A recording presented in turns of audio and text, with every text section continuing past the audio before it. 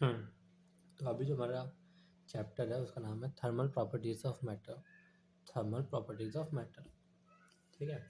तो ये जो चैप्टर है इसके न्यूमेरिकल काफ़ी इजी रहते हैं, ठीक, तो करने में आसानी रहेगी।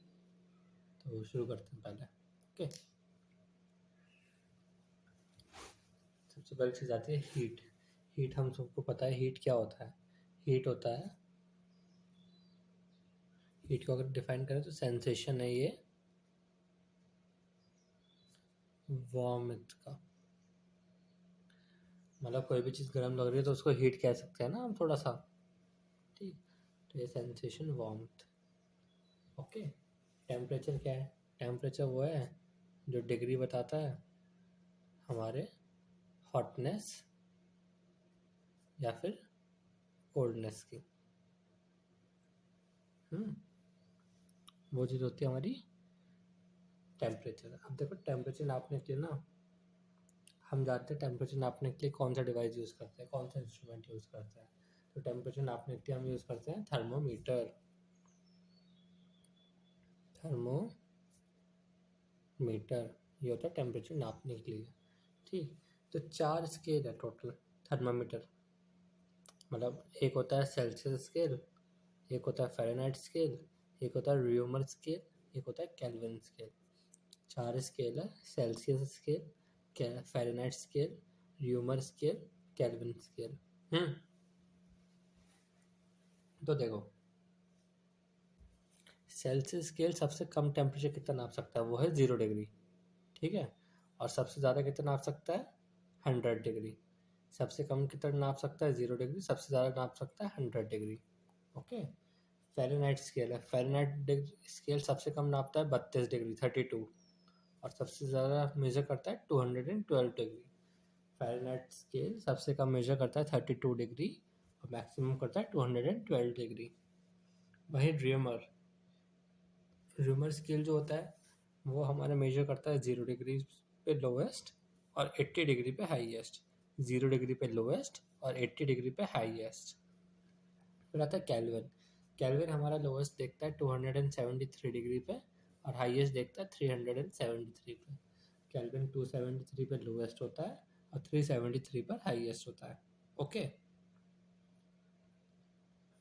तो देखो ये 0 से 100 है, 0 से 100 है, तो कितना डिफरेंस आया 100 का।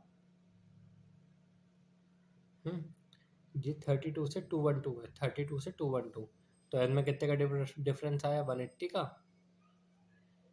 212 माइनस 32 180। ओके, अब ये 0 है और ये 80 है, तो इनमें कितने का डिफरेंस आया 80 का। और ये है 273 और ये 373, इसमें कितना डिफरेंस आया 100 का।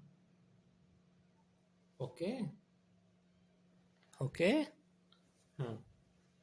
हमने पहले देखो क्या किया, पहले हमने पता किया कितने स्केल होते हैं, हमें पता चला कि 4 स्केल होते हैं, ठीक। 4 स्केल का लोएस्ट टेम्परेचर कितना है पहले हमने वो लिख लिया, उसका हाईएस्ट टेम्परेचर कितना है वो लिख लिया, फिर उनके बीच में गैप कितना है वो लिख लिया। ओके, तो अब ना हम बनाएंगे फॉर्मूला इन चारों को लिंक करते हुए, इन चारों को लिंक करते हुए। तो सबसे पहले आप लिख लो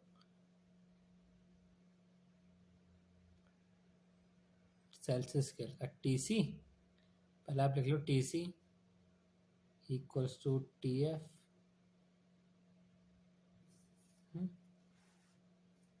is equals to TR is equals to TK। आप पहले ऐसे लिख लो, ठीक। TC equals to TF equals to TR equals to TK, ठीक है। अब इन सब के आगे लगा दो माइनस, माइनस माइनस माइनस, ठीक। और माइनस करो, माइनस करो जो ये छोटा वाला है, जो छोटा वाला है सेल्सियस का सबसे छोटा कितना है 0, तो 0 लिख दो यहाँ पे माइनस में। फ़ारेनहाइट का सबसे छोटा कितना है 32, तो 32 लिख दो यहाँ पे। रियमर का सबसे छोटा कितना है 0, तो 0 लिख दो यहाँ पर। और केल्विन का सबसे छोटा कितना है 273, तो यहाँ पे कर दो माइनस में 273। ओके ओके, अब सबको कर दो डिवाइड इस वाली वैल्यू से, सबकी डिवीजन से।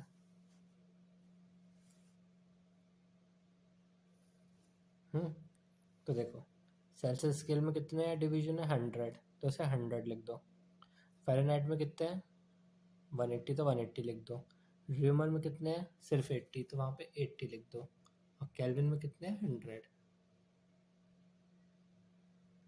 ओके, तो ऐसे करके ये आपका फॉर्मूला बन गया।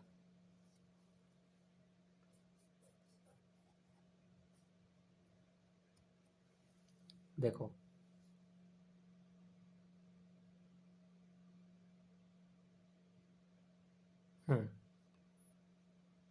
अब आप देखो, अगर मान लो उसने आपको रिलेशन दे दिया सेल्सियस और र्यूमर में, तो आप केल्विन वाले और ये वाले हटा दो। ठीक, आप लिख दो T C minus zero upon 100 is equal to T R minus zero upon 80। तो इससे आप एक दूसरे को इक्वेट करके वैल्यूज़ निकाल सकते हो, एक दूसरे को इक्वेट करके वैल्यूज़ निकाल सकते हो। ठीक, चलिए आगे चलते हैं। आगे हमारा टॉपिक है थर्मल एक्सपेंशन। थर्मल एक्सपेंशन, जब भी हम किसी ऑब्जेक्ट को हीट करते हैं तो वो जो है ना थोड़ा सा साइज़ में बढ़ जाता है। जब भी हम किसी ऑब्जेक्ट को हीट करते हैं तो वो थोड़ा सा साइज़ में बढ़ जाता है। ओके, उस फिनोमिना को कहते हैं थर्मल एक्सपेंशन। ठीक, अब सपोज करो, अब पहला इस 3 टाइप के होते हैं। लीनियर एक्सपेंशन है पहला वाला। अब लीनियर एक्सपेंशन है, सपोज करो एक कोई लेंथ ले लो जो है कैपिटल एल।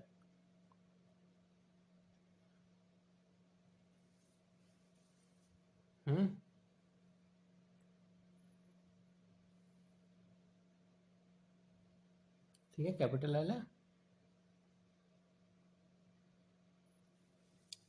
और हमने इसे हीट किया। हीट करने पर ये थोड़ा सा बढ़ गया, इतना सा बढ़ गया ये। तो हमने इतने छोटे वाले को नाम दे दिया डेल्टा एल, छोटे वाले को नाम दे दिया डेल्टा एल। ओके, तो डेल्टा एल की वैल्यू कैसे निकालेंगे? तो इसका फॉर्मूला है delta L is equals to alpha. सबसे पहली बात आती है अल्फ़ा। तो अल्फ़ा क्या होता है? अल्फ़ा होता है कोफिशिएंट ऑफ लीनियर एक्सपेंशन। ये आपको क्वेश्चन में देंगे। ओके, ठीक, alpha into capital L. Capital L क्या थी? इसकी original length. Capital L into change in temperature. Change in temperature. Okay, मान लो पहले टेम्परेचर 25 था, पहले टेम्परेचर 25 था, अब 30 हो गया, तो यहाँ पे जो वैल्यू डालेंगे ना वो डालेंगे 30 माइनस 25 5। ओके, ये होता है चेंज इन टेम्परेचर। तो ऐसे आप निकाल सकते हो कितनी उसकी लेंथ इंक्रीज हुई। इस फॉर्मूले से आप निकाल सकते हो कितनी उसकी लेंथ इंक्रीज हुई। इस फॉर्मूले से आप निकाल सकते हो कितनी उसकी लेंथ इंक्रीज हुई। ठीक है, अब वो क्वेश्चन में पूछता है कि टोटल लेंथ बता दो इंक्रीज होने के बाद। टोटल लेंथ बता दो इंक्रीज होने के बाद, तो उससे हमने लिख दिया L2। तो वो कितनी हो जाएगी? L, इतनी L है प्लस इतनी और बढ़ गई, L प्लस डेल्टा L।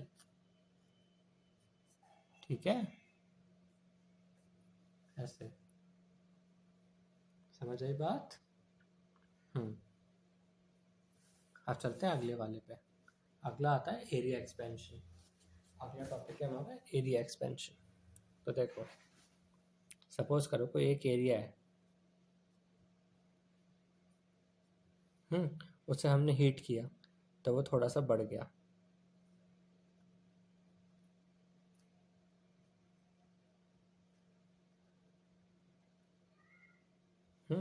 पहले एरिया सपोज करो ए था, ठीक है, और अब वो बढ़ चुका है कितने अमाउंट से? डेल्टा ए के अमाउंट से बढ़ चुका है। तो डेल्टा ए कितना कैसे निकालेंगे हम?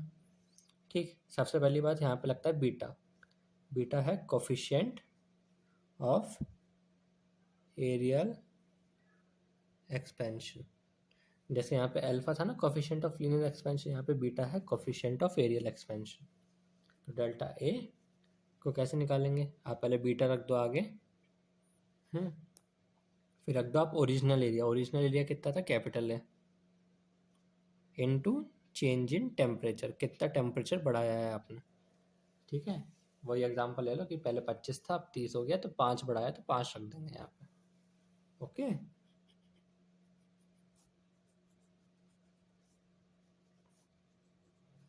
ये हुआ है कि कितना एरिया बड़ा है। ये डेल्टा ए का मतलब होता है कितना एरिया बड़ा है। डेल्टा ए का मतलब होता है कितना एरिया बड़ा है। ठीक, अब आपसे ये पूछ सकता है कि टोटल एरिया कितना हो गया। ठीक है, A2, तो वो हो जाएगा A, capital A plus delta A. Total area तो इतना हो जाएगा ना, ये है कितना बड़ा है। ठीक, डेल्टा ए का मतलब होता है कितना बड़ा है। ओके, और A2 का मतलब है बढ़ के होने के बाद टोटल कितना हो गया। तो टोटल तो हमारा ए प्लस डेल्टा ए मिला के हो गया ना दोनों का, तो वो हो जाएगा A2।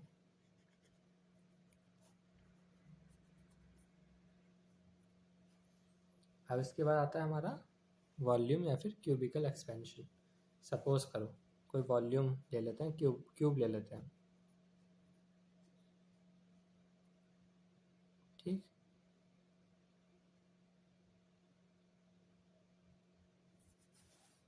क्यूब ले लिया। सपोज इसका वॉल्यूम स्टार्टिंग में V था, फिर हमने इसके हीट किया तो इसका वॉल्यूम थोड़ा सा बढ़ गया। ठीक, तो बढ़ा हुआ वॉल्यूम कैसे निकालेंगे हम, डेल्टा V से। तो यहाँ पे जो है, जैसे यहाँ पे अल्फा था, यहाँ पे बीटा आया, तो यहाँ पे जाहिर सी बात है गामा आएगा। और गामा क्या आएगा, कोफिशिएंट ऑफ वॉल्यूम एक्सपेंशन। तो इसे लिखेंगे gamma original volume into delta T. Okay, तो ऐसे करके आप निकाल सकते हो इसको भी।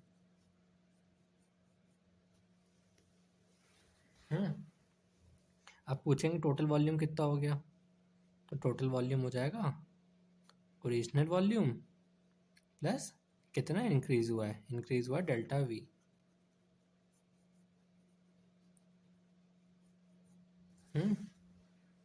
चलिए आगे बढ़ते हैं।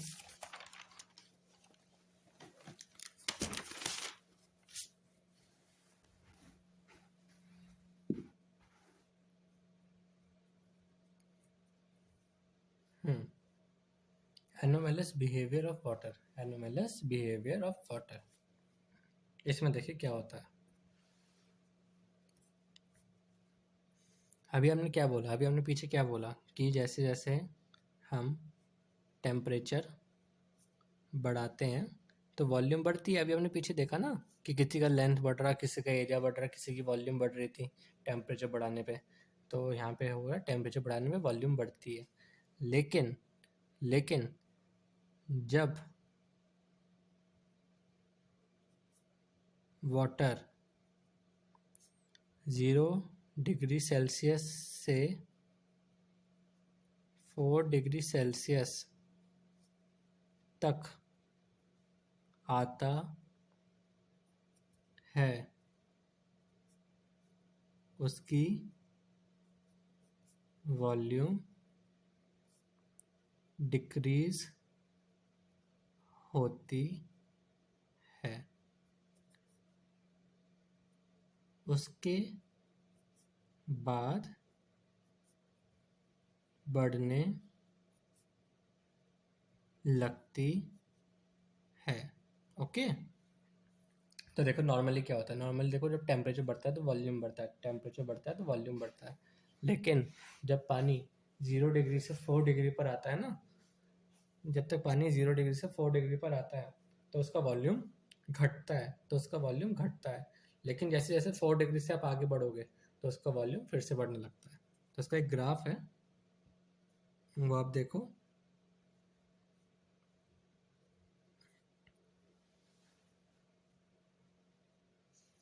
यहाँ टेम्परेचर लिखो 1, मेरे पे जगह थोड़ी सी कम है। 3 4 5 6 7 8। तो देखो अभी मान लो इसकी वॉल्यूम इतनी है, यहाँ पे वॉल्यूम है, ठीक है, वॉल्यूम इतनी है, तो 4 डिग्री तक तो ये घटेगी, 4 डिग्री तक ये घटेगी ऐसे करके। इसके बाद 4 डिग्री के बाद बढ़ने लगेगी, 4 डिग्री के बाद बढ़ने लगेगी। तो 0 से 4 तक जब हम आए तो इसकी वॉल्यूम घटती, अब 4 के बाद बढ़ने लगी। तो ये होता है एनोमैलस बिहेवियर ऑफ वाटर, कि इसकी वॉल्यूम स्टार्टिंग में घटती है, ठीक है। अब आता है मोड ऑफ हीट ट्रांसफर। आप देखते होंगे कभी आप अगर मैगी बना रहे हो, ठीक है, तो आप चम्मच से अगर मैगी को मिक्स कर रहे हो अच्छे से, तो आप देखते होगे कि कभी कभी ना जब आप बहुत देर तक चम्मच को आप बर्तन में छोड़ देते हो तो चम्मच बहुत गर्म हो जाता है आगे से भी, और इनफैक्ट जहाँ से आप होल्ड करते हो ना वहाँ से भी, ठीक है। तो इसका मतलब होता है कि हीट जो होती है ना वो ट्रांसफ़र हो सकती है, हीट जो होती है ट्रांसफ़र हो सकती है। अब हीट ट्रांसफ़र ना 3 तरीक़ों से हो सकती है, कंडक्शन, कन्वेक्शन और रेडिएशन। कंडक्शन, कन्वेक्शन और रेडिएशन, ये सवाल ना आपसे उसमें पूछ सकते हैं असर्शन रीजन या स्टेटमेंट वगैरह में, ठीक है। तो ये थोड़ा फेमस सवाल है, तो आप देखो, तो देखो कंडक्शन में क्या होता है।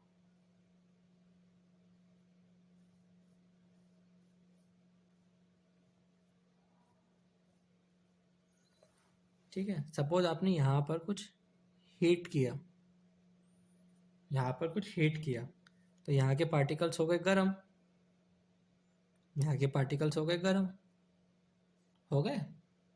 तो वो क्या करते हैं कि पार्टिकल्स ना मूव करने लग जाते हैं, मूव करने लग जाते हैं, मूव करके यहाँ पहुँच जाते हैं, मूव करके यहाँ पहुँच जाते हैं, तो यहाँ भी हो जाता है गर्म। मतलब इसमें क्या करते हैं, इसमें मॉलिक्यूल्स मूव करते हैं, मूव करते हैं, okay, by actual movement of molecule conduction होता है, ओके। चलो फिर आता है कन्वेक्शन।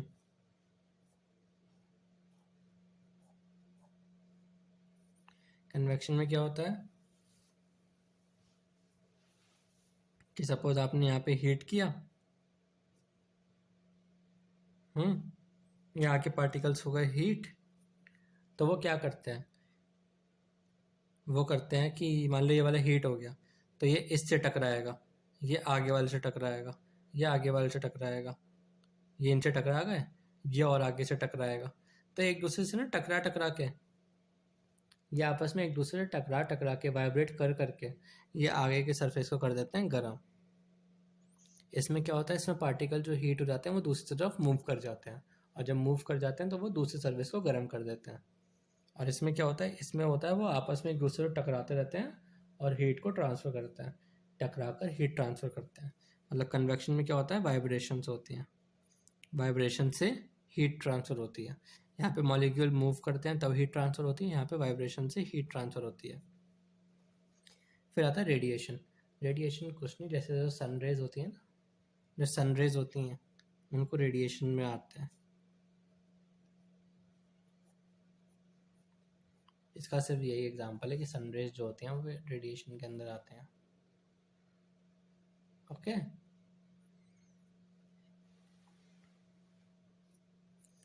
अब एक टॉपिक है थर्मल कंडक्टिविटी, ओके। तो थर्मल कंडक्टिविटी ये बताता है कि कितने रेट से, कि कितने रेट से एक ऑब्जेक्ट हीट ट्रांसफ़र कर रहा है। वो कहता है कितने रेट से एक ऑब्जेक्ट हीट ट्रांसफ़र कर रहा है, ये होती है थर्मल कंडक्टिविटी, ओके। तो यहाँ पे जो Q होता है, Q का मतलब होता है हीट, K होता है कांस्टेंट, कांस्टेंट होता है, A का मतलब होता है एरिया, T1 माइनस T2 मतलब आपको ना दो टेम्परेचर दे रखे होंगे तो उन दोनों का डिफरेंस, T1 माइनस T2 क्या है, फिर टेम्परेचर का डिफरेंस। स्मॉल टी क्या है, जो ये स्मॉल टी है ये है टाइम, और ये आता है एल, एल का मतलब होता है थिकनेस, एल का मतलब होता है थिकनेस। तो आप ये देख लेना, ये फॉर्मूला आपको याद करना पड़ेगा। कम आते हैं क्वेश्चन पर कभी कभी आ जाते हैं, मतलब कम ही आते हैं इसके भी। फिर देखो क्या चीज़ है, इसका डायमेंशन फॉर्मूला, ये काफ़ी बार पूछा गया है। जो ये है ना कोफिशिएंट, जो आपका के है कांस्टेंट, जो कांस्टेंट है ना के, इसका डायमेंशन फॉर्मूला आपको याद होना चाहिए। इसको कहते हैं कोफिशिएंट ऑफ थर्मल कंडक्टिविटी।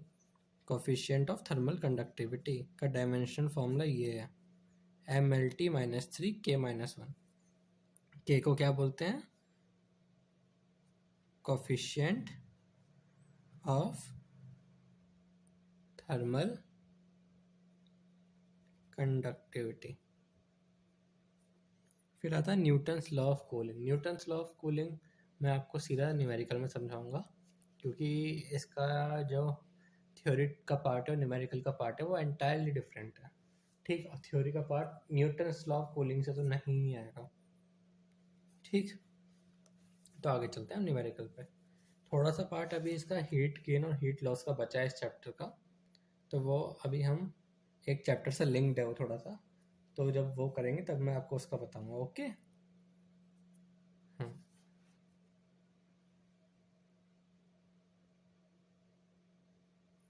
हम्म तो अब क्वेश्चन देखते हैं, PYQ सारे नीट के PYQ हैं। ठीक, ज़्यादा हार्ड नहीं होंगे, करके देखते हैं। Okay. A copper rod of length 88 centimetre. पहले आपको क्या दे दी इन्होंने, लेंथ। ये ब्लर क्यों हो रहा है,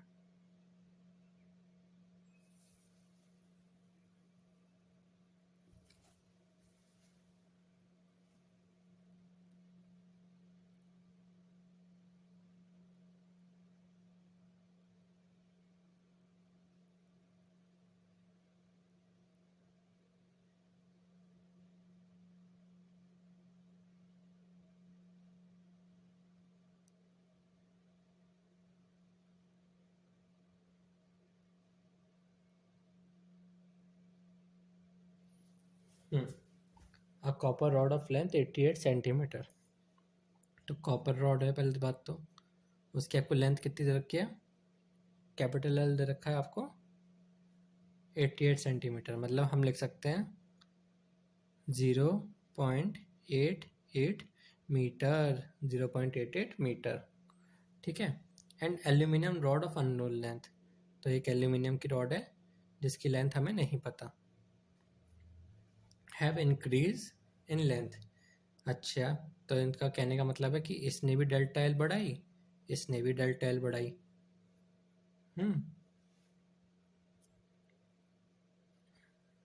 the length of aluminium rod is. अच्छा, ठीक। और दोनों का टेम्परेचर डिफरेंस भी आपको कांस्टेंट दे रखा है, इंडिपेंडेंट ऑफ टेम्परेचर दे रखा है ना, तो टेम्परेचर से रिलेटेड है नहीं। ओके। इस क्वेश्चन में आपको एक वैल्यू और थी, वो मैं लिखना भूल गया। तो वो थी, हाँ, अल्फा ऑफ CU है हमारा 1.7 इंटू 10 की पावर -10 मीटर, और अल्फा ऑफ एल्यूमिनियम है 2.2 इंटू 10 की पावर -10। ओके। तो देखो, इन्होंने कहा कि दोनों का डेल्टा एल सेम है, दोनों का डेल्टा एल सेम है। ठीक, तो देखो डेल्टा एल ऑफ CU कैसे लिखेंगे, डेल्टा एल ऑफ CU कैसे लिखेंगे, फॉर्मूला क्या था, अल्फा एल डेल्टा टी था। तो पहले CU का अल्फा लिखो कितना है, CU का अल्फा है 1.7 इंटू 10 की पावर -10 इंटू लेंथ कितनी दे रखी है 0.88 meters into temperature different delta T लिख लो आप। फिर आप एल्यूमिनियम का लिखो इस साइड 2.2, क्योंकि देखो दोनों को डेल्टा एल सेम है, तो आप एल्यूमिनियम के लिए वही फॉर्मूला लगा दो। एल्यूमिनियम की लेंथ हमें निकालनी है, टेम्परेचर डेल्टा टी ही है इसका भी, तो देखो डेल्टा टी से डेल्टा टी कट गया, 10⁻10 थी, 10⁻10 गई, तो अब कैलकुलेशन में क्या क्या बचा, अब कैलकुलेशन में बचता है 1.7 इंटू 0.88 अपॉन में 2.2 इज इक्वल्स टू एल। तो जब हम इसे सॉल्व करेंगे तो हमारी एल आ जाएगी। ठीक, आप देख लेना एल जो आएगी इन्हीं ऑप्शन में से कहीं पे आएगी, आप ऑप्शन में ला लेना। ओके, और इसका आंसर आप मुझे बताओगे मैसेज करके। फिर आता है अगला question, at what temperature Celsius and Fahrenheit scale have same reading, at what temperature Celsius and Fahrenheit scale have same reading. तो उन्होंने कहा है कि T C is equals to T F, तो हम इन दोनों को कैपिटल टी मान लेते हैं, कैपिटल टी मान लेते हैं। ठीक है, तो सेल्सियस का फॉर्मूला क्या होता था, टी माइनस 0 अपॉन 100, और फ़ारेनहाइट का फॉर्मूला क्या होता था, टी माइनस 32 अपॉन 180। चलो सॉल्व करते हैं, सॉल्व करेंगे, 25 ज़ा 100, 29 ज़ा 180। ओके, तो इधर हो जाएगा 5 की मल्टीप्लाई इधर कर दो, 9 की इधर कर दो, तो 90 हो जाएगा, हो जाएगा 5t माइनस 160। ओके, ये इधर जाएगा, तो 4t is equals to minus 160, temperature आ जाएगा -40। अब आप इसे चाहे डिग्री सेल्सियस लिख लो, चाहे -40 डिग्री फ़ारेनहाइट लिख दो। क्यों लिखोगे ऐसे, क्योंकि उन्होंने कहा कि both Celsius and Fahrenheit have same reading, same reading है, तो दोनों को हमने टी मान लिया, तो अब फिर हमने सेल्सियस वाला फॉर्मूला लगा के फ़ारेनहाइट का फॉर्मूला लगा दिया और दोनों को इक्वल रख दिया। क्यों, क्योंकि दोनों की रीडिंग सेम है, समझे। तो -40 डिग्री सेल्सियस पे दोनों की रीडिंग सेम आती है। फिर हम चलते हैं आगे, how much temperature of brass rod increase, temperature increase मतलब टेम्परेचर चेंज मान रहे हैं, तो डेल्टा टी आपसे पूछा गया है, to increase its length by 1%। अच्छा, अल्फा की वैल्यू आपको दे रखी है, अल्फा कितना दे रखा है, 2 × 10⁻5। उसने कहा है उसकी लेंथ 1% बढ़ाने के लिए आपको उसे कितना टेम्परेचर देना पड़ेगा, आपको उसे कितना टेम्परेचर देना पड़ेगा। ठीक है, तो चलो इसे सॉल्व करते हैं। सपोज हमने ना उसकी ओरिजिनल लेंथ ले लो, उसकी ओरिजिनल लेंथ आपने 100 मान ली, उसकी ओरिजिनल लेंथ आपने 100 मान ली, तो फिर जो इंक्रीज आएगा, 100 का 1% कितना होता है, 1 ही तो होता है, 100 का 1% 1 ही तो होता है, तो इंक्रीज इन लेंथ हो जाएगा, डेल्टा एल हो जाएगा 1। हमने देखो ओरिजिनल लेंथ उसकी 100 मान ली, आप एक्स भी मान सकते हो, तो एक्स ना थोड़ा मुश्किल पड़ जाएगा, मैंने 100 मान ली, तो इंक्रीज इन लेंथ लिखा है 1%, तो 100 का 1% 1 हो जाएगा। अब देखो आप पे डेल्टा एल है, आप पे एल है, आप पे एल्फा है, आप डेल्टा टी निकाल सकते हो, बिल्कुल निकाल सकते हैं। क्या फॉर्मूला था, delta L is equal to alpha L delta T, delta L हो जाएगा 1, एल्फा कितना हो जाएगा 2 × 10⁻⁻5, एल कितना हो जाएगा 100 इंटू डेल्टा टी, जो हमें निकालना है।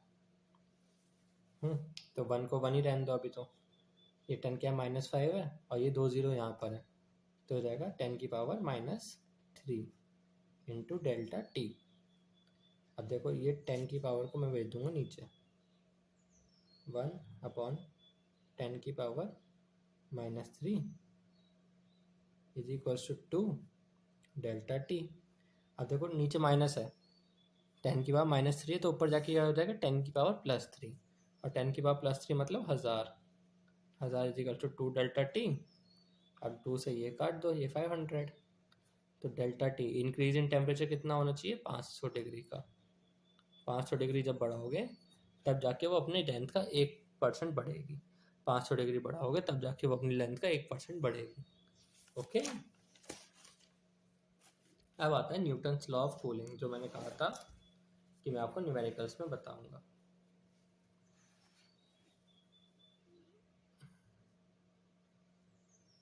देखो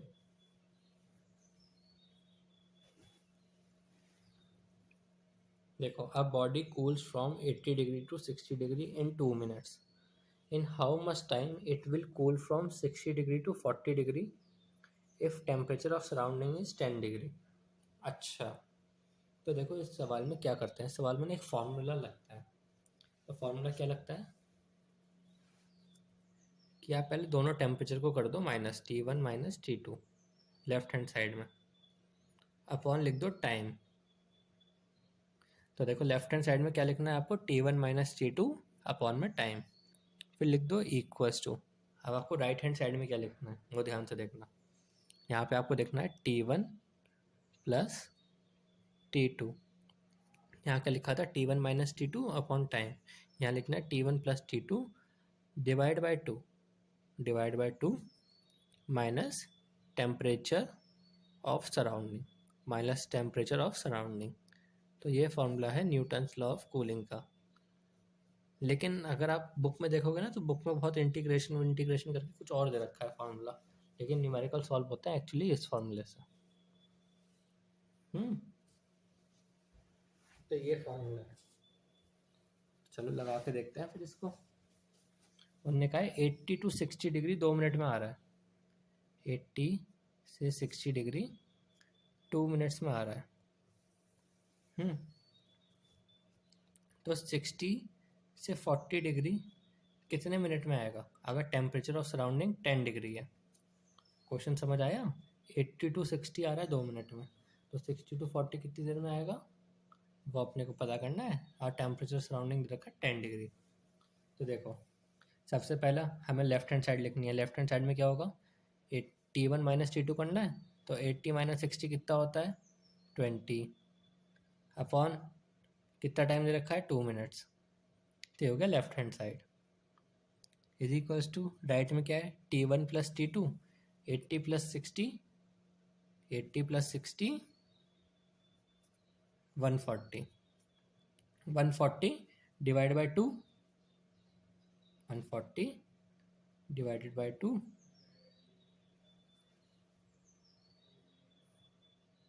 एक मिनट रुको।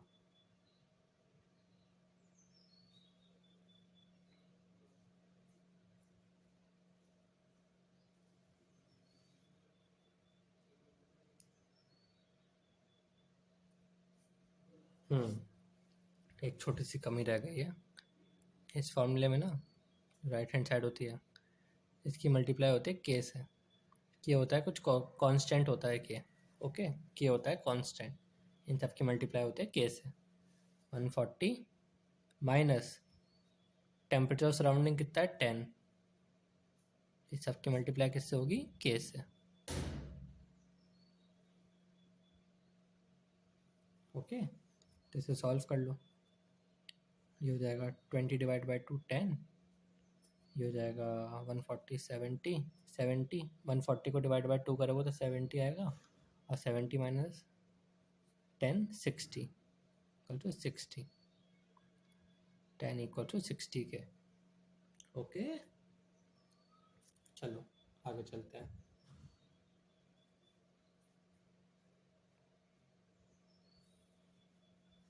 अब देखो यहाँ से के की वैल्यू निकाल लो आप। के की वैल्यू आ जाएगी 10/60, जिसको कि 1/6 कह सकते हैं।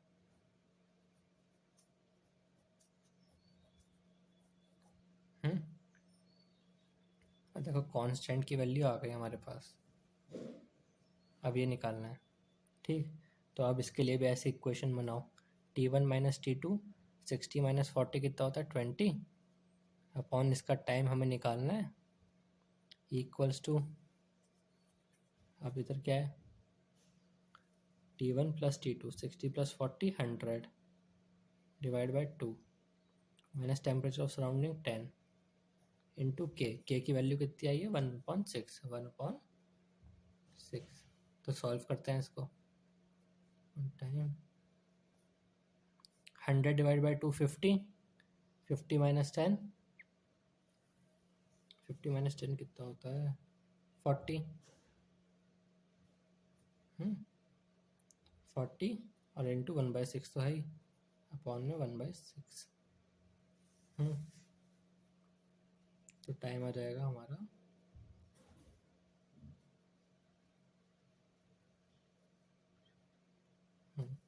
इसकी कर दो क्रॉस मल्टीप्लाई, तो टाइम आएगा 26 × 120 divide by 40 is equals to 3 minutes. तो हमारा जो टाइम आ जाएगा वो आ जाएगा 3 मिनट्स का। इन क्वेश्चन में हमें 2 इक्वेशन बनानी ही पड़ती हैं लगभग।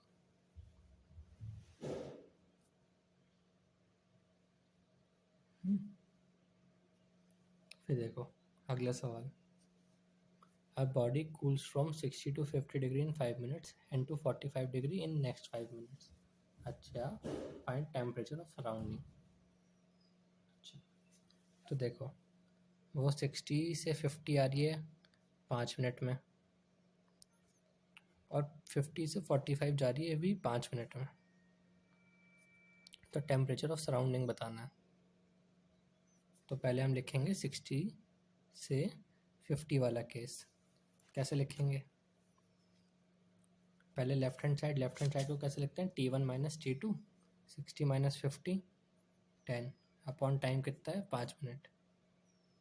राइट हैंड साइड में क्या लिखते हैं? 60 plus 50 110 divide by 2 minus temperature of surrounding हमें निकालना है इंटू के। ये बन गई हमारी इक्वेशन 1।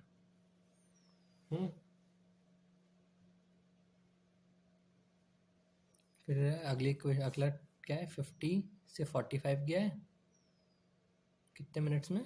5 मिनट में। तो ये कैसे होगा? 50 माइनस 45 का डिफरेंस 5, टाइम कितना? 5। इधर ये कितना हो जाएगा? 50 plus 45 95 divide by 2 minus temperature of surrounding into के। ये बन गई इक्वेशन 2। इनको कर देंगे आपस में डिवाइड। इनको कर देंगे आपस में डिवाइड, तो हमारा टेम्परेचर ऑफ सराउंडिंग आ जाएगा। अब डिवाइड कैसे करेंगे?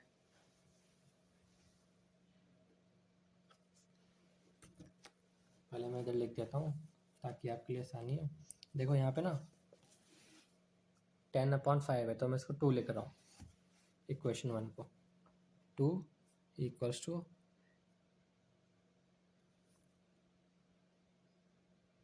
110/2 को लिखते हैं 55। 110 को जब 2 से डिवाइड करेंगे तो 55 आएगा, minus temperature of surrounding into के डिवाइडेड बाय, यहाँ पर है 5/5, 5/5 है ये, तो इसको लिख देंगे 1 इज इक्वल्स टू 95/2। 95/2 को जो हम सॉल्व करेंगे तो हमारा आएगा 47.5 minus temperature of surrounding into के। इनको करना है आपस में डिवाइड। तो पहले तो के से के काट दो, अब इनकी कर दो cross multiply. 2 into 47.5 95 minus 2 2t, और ये हो जाएगा 1, तो ये हो जाएगा 55 माइनस टी। सॉल्व कर लो। 95 ये इधर जाएगा, 95 minus 55 is equals to 2t minus T. Temperature आ जाएगा हमारा 40 डिग्री सेल्सियस। ठीक है, चलो फिर आगे चलते हैं।